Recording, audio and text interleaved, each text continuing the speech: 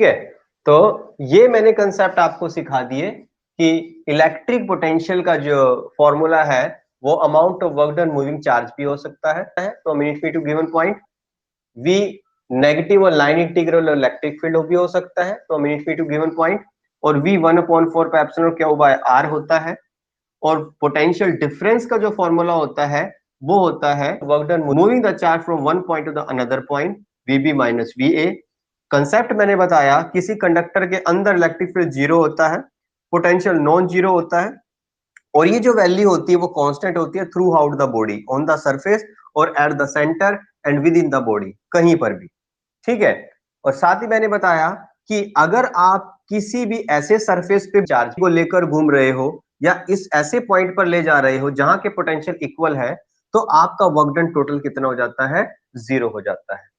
Common potential concept से मैंने बताया कि चार्ज शेयरिंग करने से पहले और शेयरिंग करने के बाद टोटल सम बराबर हो जाता है, बराबर रहता है। अब आते हैं क्वेश्चंस के ऊपर।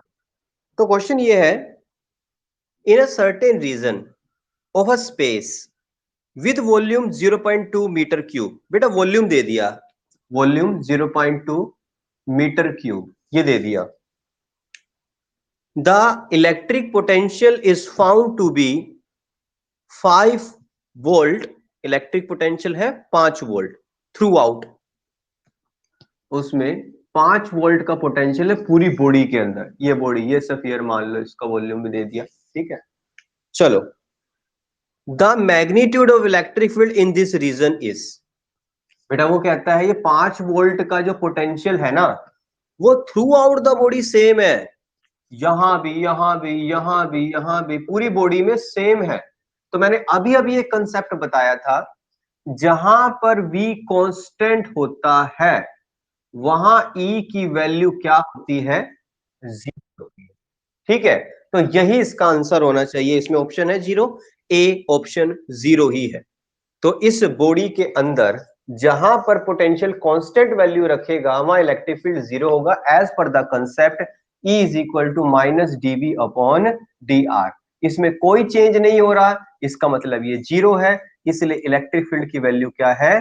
जीरो है। ठीक है, कांस्टेंट का डेरिवेशन जीरो है, या ऐसे बोल सकते हो। एक बुलेट है, अच्छा यहां बुलेट की बात हो रही है, जिसका मास 2 ग्राम है, is having a charge of 2 microcoulomb.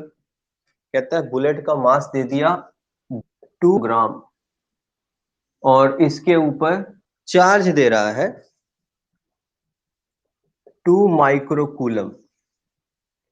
वो कहता है through what potential difference must it be accelerated starting from rest to acquire a speed of 10 metre per second. कहता है स्पीड 10 मीटर पर सेकेंड हो जाए, मैं कितना पोटेंशियल अप्लाई करूं?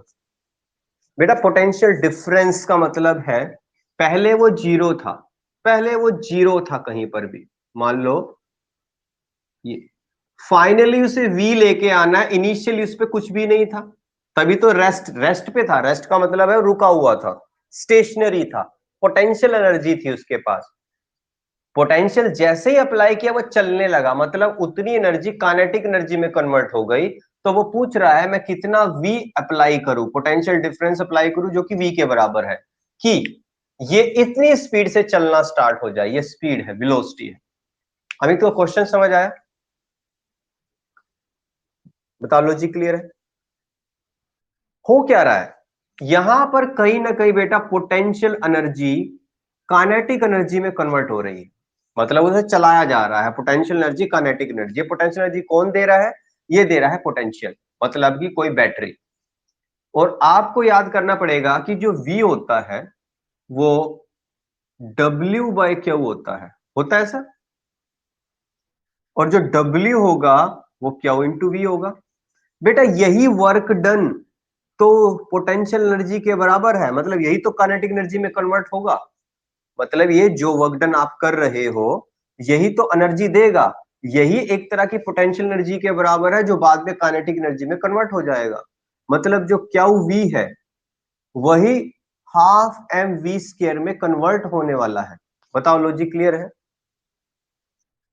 तो यहां से जो v की वैल्यू आएगी वो आ जाएगी half M V square divided by Q. m 2 into 10⁻³ v 10 square divide by 2 charge 2 10⁻⁻6। तो बेटा यहां से या तो कैंसिल हो गया, ऊपर बन गया 100, 10⁻³ ऊपर जाके हो जाएगा प्लस के 3 और डिवाइडेड में है 2, यहां हो जाएगा 50, यहां हो जाएगा 3 वोल्ट। 3 को तो किलो भी लिख सकते हैं, 50 किलो वोल्ट बी आंसर है इसका। अच्छा, क्वेश्चन थर्ड में कहता है इलेक्ट्रिक पोटेंशियल दे रखा है at a point in free space due to charge Q is Q 10⁻11 volt. किसी भी जगह का पोटेंशियल दे रखा बेटा, वो है क्यू 10⁻11 वोल्ट, क्यू की फॉर्म में दे रखा है। कहता है the electric field at that point is, कहता है इस जगह पर E की वैल्यू बता दो कितनी होगी। V की वैल्यू दे दिया, उसी जगह पर E की वैल्यू, ये नहीं कह रहा किसी कंडक्टर के अंदर है, किसी बॉडी के अंदर है, ये नहीं, किसी पॉइंट पर। अच्छा, क्या करें, कैसे फॉर्मूला बनाए? सबसे पहले V का फॉर्मूला बनाओ। V होता क्या है? 1/4πε0 क्यू बाय आर होता है। आर डिस्टेंस मान लिया, क्यू चार्ज दे रखा था, इसकी वजह से ये वैल्यू आ गई V की, जो कि दे रखी है, ये बता दो क्लियर है। V का फॉर्मूला बना दिया, जिसकी वैल्यू रख दी, इसको सॉल्व करके मेरे पास कुछ वैल्यू आ गई।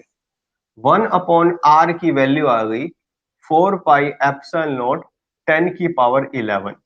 जो भी चीज है भूल जाओ, क्या यूनिट है क्या नहीं है, छोड़ो उसको। हमें फाइंड क्या करना है? Electric field. इलेक्ट्रिक फील्ड का फॉर्मूला होता है, आप 1/4πε0 की फॉर्म में भी लिख सकते हो। 1/4πε0 क्यू बाय आर होता है स्केयर, आर स्केयर होता है।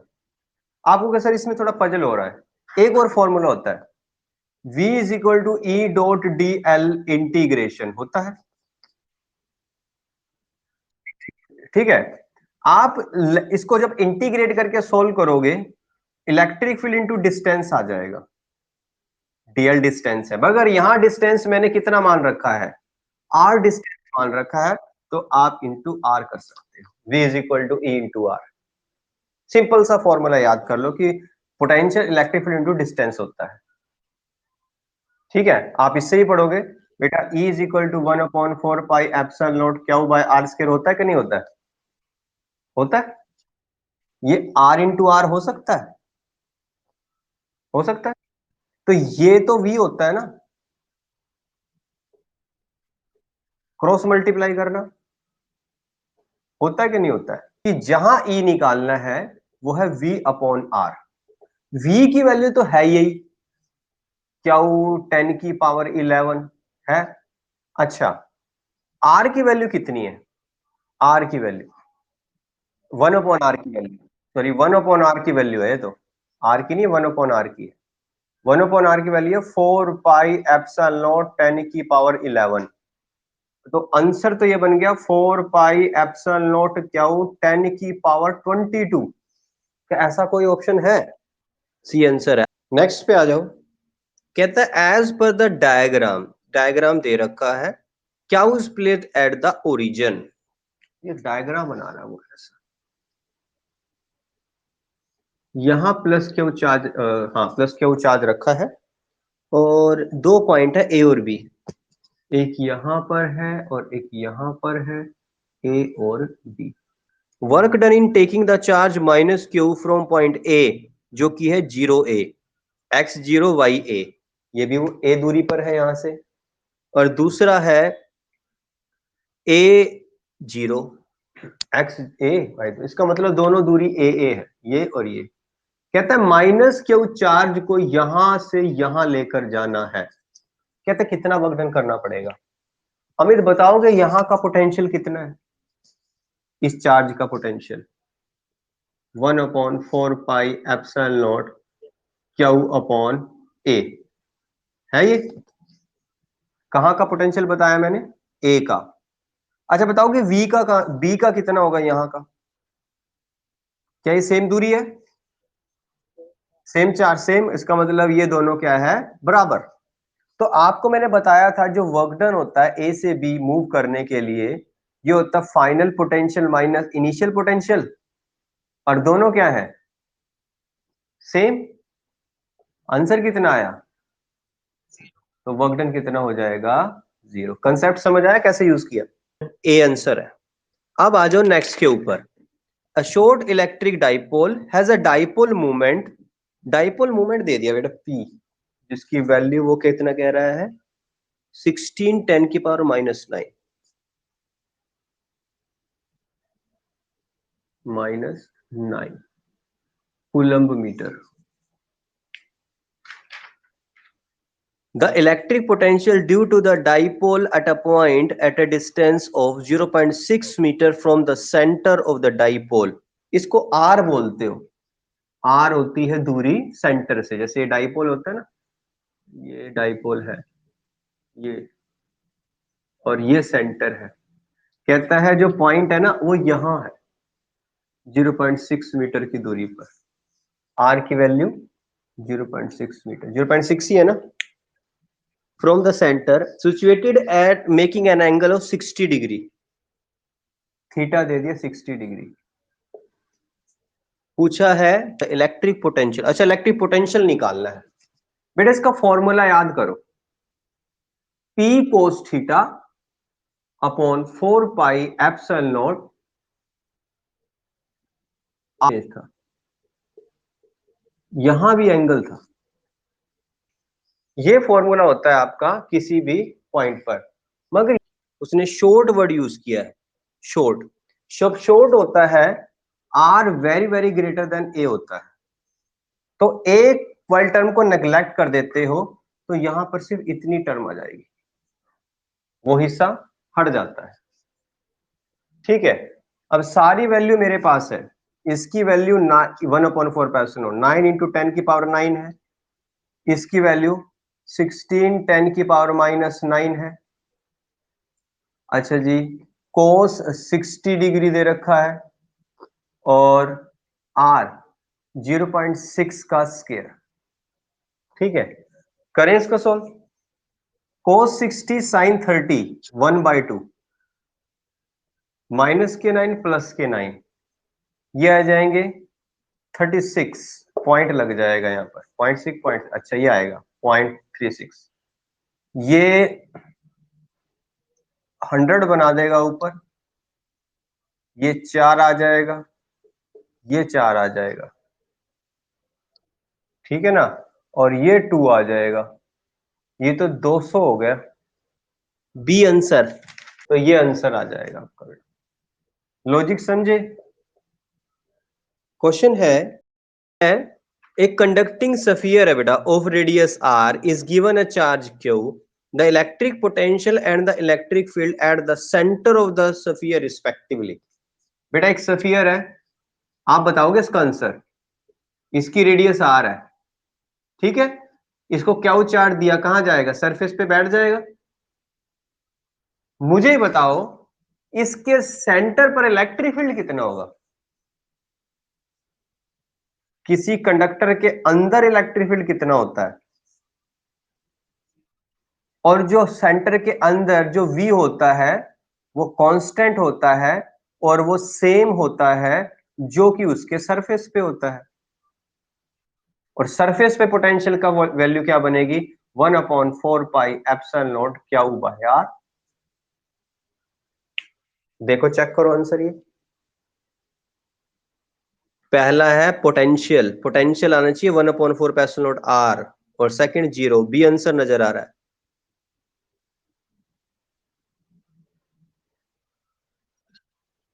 ये एक स्केयर है,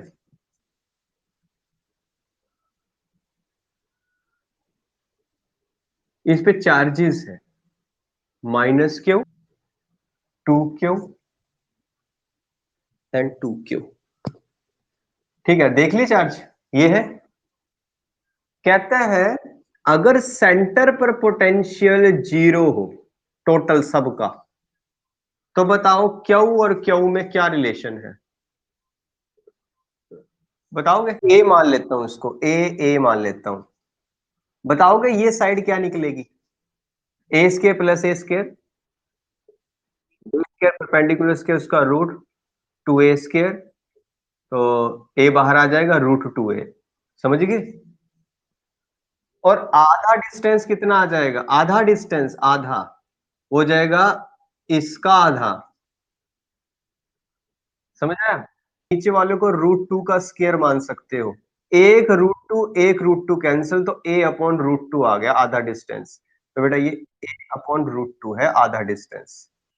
टोटल पोटेंशियल सेंटर पे इसका पोटेंशियल प्लस इसका प्लस इसका प्लस इसका सारे जोड़ने पड़ेंगे आपको, तो फॉर्मूला याद कर लो बस, 1/4 पाई एप्सिलॉन नॉट, सब में कॉमन आ जाएगा, इसको k मान,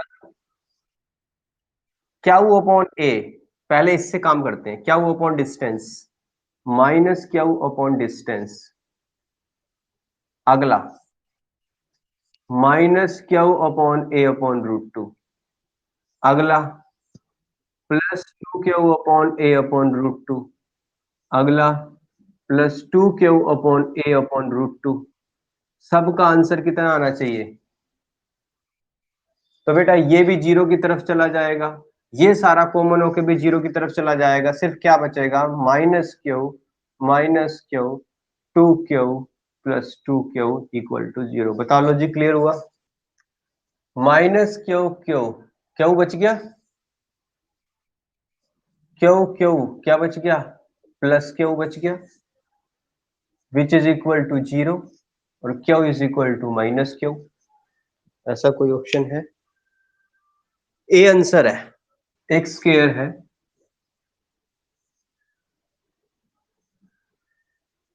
और इस पे चार्ज है plus Q minus Q minus Q plus Q, plus Q minus Q minus Q plus Q, और इसका सेंटर ए।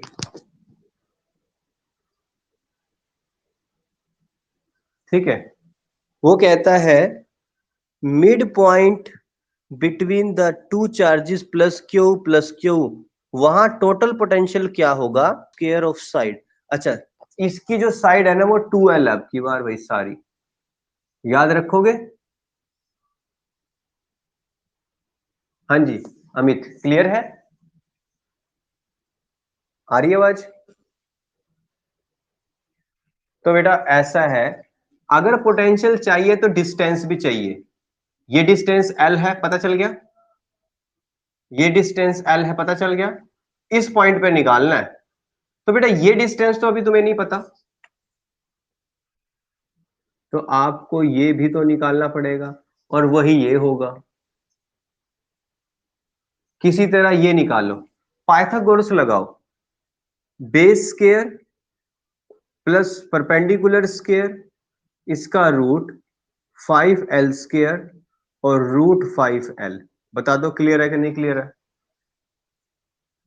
अब आ जाओ टोटल पोटेंशियल पे, 1/4 पाई एप्सिलॉन नॉट, पहला चार्ज है Q और इसका डिस्टेंस है L, दूसरा चार्ज है -Q और इसका डिस्टेंस है, ये कितना बताया मैंने?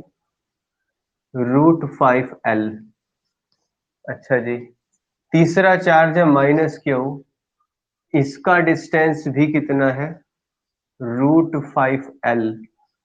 ये डिस्टेंस इससे कितना हो गया? +Q upon l।